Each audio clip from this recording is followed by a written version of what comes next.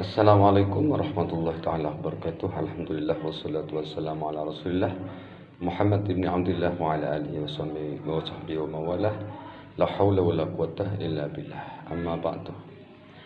Ya, sekarang sudah banyak terjadi ya pro kontra ya. Dan saya tidak menyalahkan 100% baik itu yang pro, baik itu yang kontra. Karena yang kontra itu juga mempunyai alasan, yang pro juga mempunyai alasan. Karena alasan itu dibangun ketika telah tumbuhnya rasa yakin ya. Ya, setelah yakin maka akan meningkat lagi dengan ilmu yakin.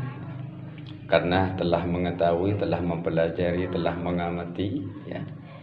Maka nyampailah di taraf ya ilmu yakin. Kemudian bisa lebih tinggi lagi, yaitu ainul yakin, yaitu ketika yang menyaksikan dengan saksama apa yang telah diucapkan dan apa yang telah dilakukan. Intinya antara perbuatan ya dan perkataan itu cocok apa tidak ya. Kalau tidak cocok maka kita akan menyikapi bahwa itu adalah ketidakcocokan. Jadi nampaklah yang disebut dengan ainul yakin ya. Kemudian ada taraf selanjutnya yaitu hakul yakin ya. Artinya hakul yakin itu sudah merupakan kepastian ya. Artinya sesuatu yang pasti tidak bisa ditawar lagi karena sudah menyaksikan dengan mata, menyaksikan dengan rasa, menyaksikan dengan hati, menyaksikan dengan perasaan bahwa seseorang itu memang betul-betul demikian adanya. Nah, dalam hal ini bisa dihubungkan dalam segala hal ya. Jadi ilmu yakin, ainul yakin dan hakul yakin bisa dihubungkan dengan segala bentuk macam ya keyakinan, keputusan dan seterusnya. Contoh saja dengan masalah kematian ya. Kematian ini merupakan sesuatu yang perlu pembuktian ya. Perlu pembuktian bahwa adanya kematian itu betul-betul ada apa memang tidak ada. Nah, setelah ditelusuri faktanya banyak orang yang mati ya. Maka dari taraf ilmu yakin kemudian ainul yakin, setelah kita menyaksikan ya bahwa ternyata banyak yang mati, maka hakul yakin yakin dengan kematian. Karena kullu man 'alaiha fan ya, segala manusia atau segala makhluk hidup ya di dunia ini akan hancur binasa. Wa yabqa wajhu rabbika dzul jalali wal ikram. Yang kekal itu hanya zat Allah Subhanahu wa taala. Dan kemudian kalau hakul yakin ya, ainul yakin, ilmu yakin, hakul yakin dihubungkan dengan masalah keimanan, sama saja ya. Bisa juga ya. Jadi ketika orang masih belum mengetahui seluk-beluk Islam, itu bisa saja yakin, bisa saja yakin setelah adanya keraguan ya. Karena asyak itu di bawahnya yakin. Setelah ragu-ragu itu tidak ada, maka akan berubah yakin. Setelah mempelajari, maka keyakinan itu berubah menjadi hakul yakin. Nah, setelah menyaksikan kebenaran Islam, nah, itu menjadi ainul yakin ya.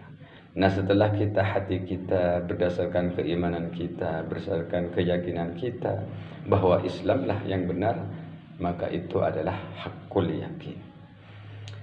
Yang terakhir bisa saja dihubungkan dengan masalah nasab, seperti apa yang telah terjadi pada Bang Haji Roma Irama yang mengatakan saya itu sudah hakul yakinnya. Hakul yakin bahwa Ba'alawi itu rungkat, bahwa Ba'alawi itu terputus nasabnya. Nah, jadi tak perlu disalahkan ya. Mengapa demikian? Karena Bang Haji Roma Irama itu mengatakan demikian, itu sudah ikut ulama yang ahli ya. yang ahli. Jadi menurut video-video yang saya tangkap mengenai yang tidak pro Ba'alawi, ini ya, itu alasannya adalah pertama kitab nasab, yang kedua alasannya berhubungan dengan sejarah, yang ketiga hubungannya dengan masalah filologi, yang keempat hubungannya dengan masalah tes DNA, kemudian yang kelima berhubungan dengan masalah akhlakul karimah ya. Yang keenam bisa berhubungan dengan fakta-fakta yang telah terjadi yang tidak bisa diumpet-umpet lagi, tidak bisa ditutup-tutupi lagi, yaitu pembohongan. Kemudian yang ketujuh adalah khurafat ya. Dan ini tidak bisa dibohongi karena umat Islam itu dimanapun berada pasti punya dasar lah ya, pasti punya dasar. Nah, kemudian yang tidak pro ya, yang pro habaib, nah juga punya dasar. Apa dasarnya? Ya hanya mereka yakin berangkat dari husnul khotimah ya, husnul khotimah, hanya baik sangka, kemudian mereka menjadi yakin seperti itu. Nah, lain dari itu enggak ada ya. Mungkin ada ya kitab ya, tapi kitab-kitab yang Suhrah wal Istifadah itu pada abad ya sekitar 500 tahun ya, abad ke-10 sampai sekarang, abad ke-10 Hijriah. Sebelumnya enggak ada.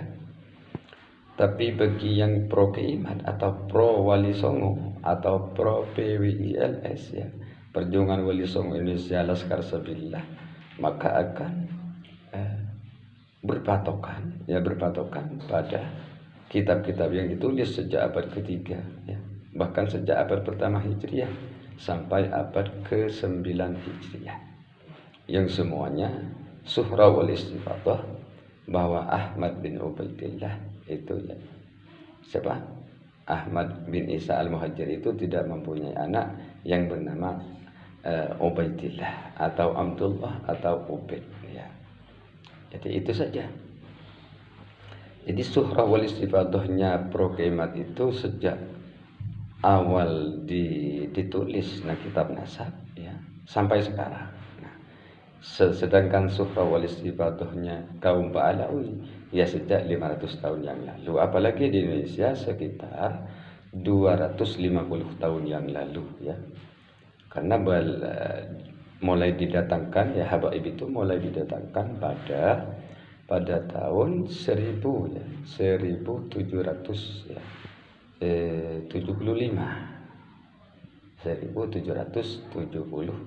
sekitar 250 tahun yang lalu ya. Oleh karena itu ya kita terserah mau kita meyakini, terserah. Yang jelas kalau kita pendukung Keimat atau pendukung Wali Songo ya jelas itu sudah mengikuti Suhrah wal Istifadah sejak awal ya, sejaklah Nabi Muhammad meninggalkan kita ya sampai sekarang. Sedangkan para pendukung habaib itu hanya sekitar 250 tahun yang lalu kalau di Indonesia ya. Kalau di negara lain ya seperti di Mesir itu kan sudah lama sekali dirungkatkan, yaitu pada masa dinasti Fatimiyah ya, dinasti Fatimiyah. Karena di sana penguasa dinasti Fatimiyah yang sudah 280 tahun berkuasa ya, maka dirobohkan, diusir ya, diruntuhkan dengan sokongan dari Imam Al-Ghazali pada waktu itu untuk menghapus ya, untuk tidak mengakui bahwa habaib itu adalah dzurriyyah Rasulullah sallallahu alaihi wasallam. Ya kalau di Indonesia yaitu oleh Ki Haji Hasyim Asy'ari pada 1950-an ya, 50-an atau sebelumnya telah mengumpulkan 25 ulama ya sejawa Madura melarang agar tidak menggunakan kata sayyid dipakai oleh kaum habaib. Nah, sekian. Semoga bermanfaat. Wassalamualaikum warahmatullahi wabarakatuh.